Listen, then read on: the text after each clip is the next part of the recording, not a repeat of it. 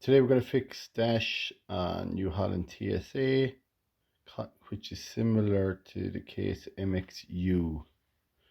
Common problem with this dashboard is center matrix. Given problems here, can't see your hours, can't see your fault codes, you don't know what's wrong with the tractor. This is before the fix, when it was sent by the customer.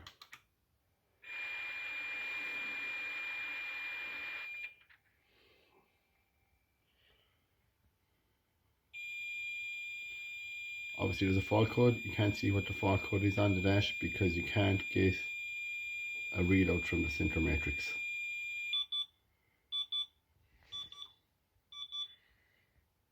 Off again and power again.